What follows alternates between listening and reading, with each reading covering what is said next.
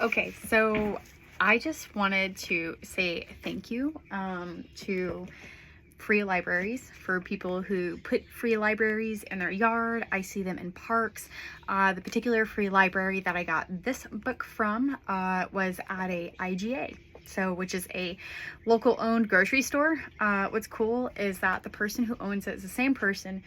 Why am I like crouched like this? I don't know. So I'm in frame, because otherwise that's a bad angle.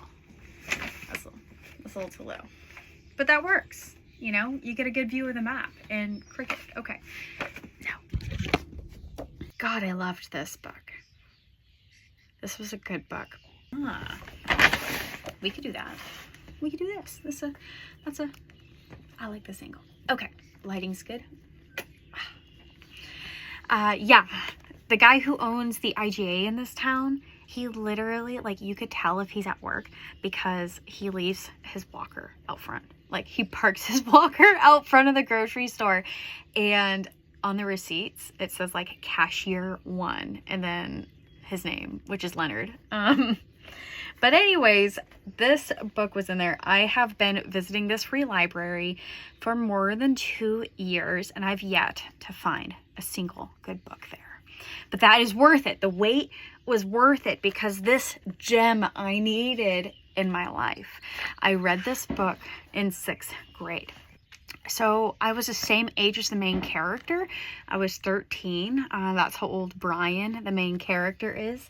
And I never saw a parallel between my life and this character's life. It just, like, it seemed like, yeah, how would my life be relatable to a 13-year-old who crashes his plane in the middle of nowhere of Canada and survives out in the wilderness he was out there for 54 days, I think it was. I'm not spoiling anything, by the way. Well, whatever. Having lived outside for the last 5 years of my life, it's changed a lot. It's changed perspective. I've gone through a lot. Rereading this book, I wish I could go back and talk to my 13-year-old self. And Miss Harrison did a great job, but there's a lot in this book. If you understand, like, the way that it's written is so simple. It's so simple. It's easy to digest. One of my friends described it like Ernest Hemingway. It's a very simple way of writing, but it, like, still has a punch. There's still something artful about it. And the way he describes trauma, as I'm reading it, I'm like, oh my God, this is literally, he's going through shock. Like, those first 2 days, him out of the plane was literally him describing what going through shock is like. And to read through that in such a concise, simple way, I mean, it's powerful.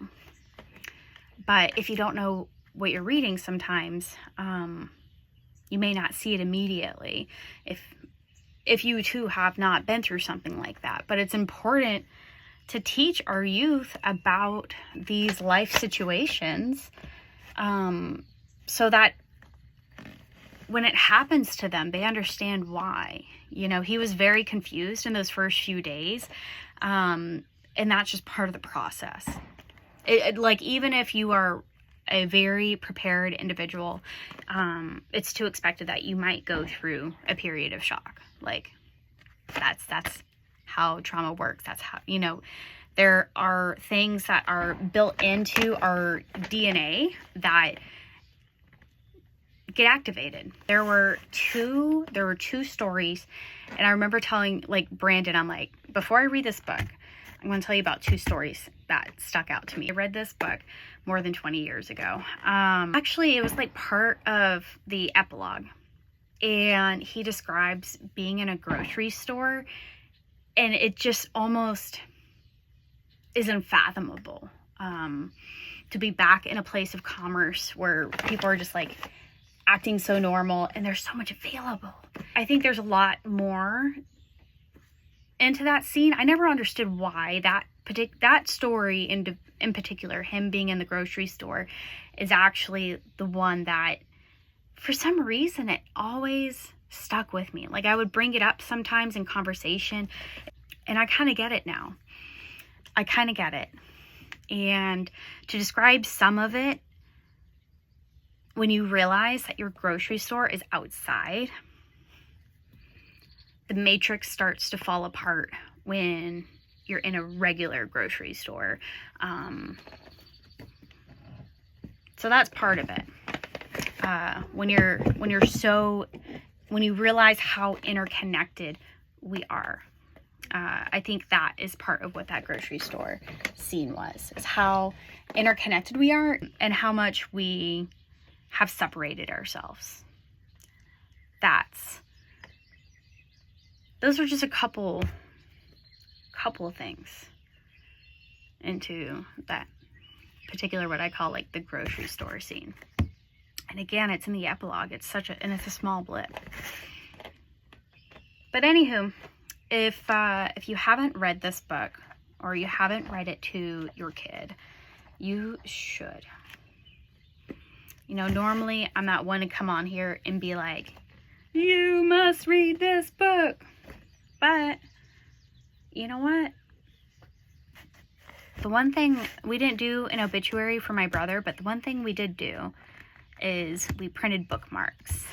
And on those bookmarks, I actually have a friend who does laser engraving for like pew-pews. And he actually did the bookmarks. And the one thing we put on them, the one thing my brother used to say, read this book. It'll change your life. So yeah, it's a good one.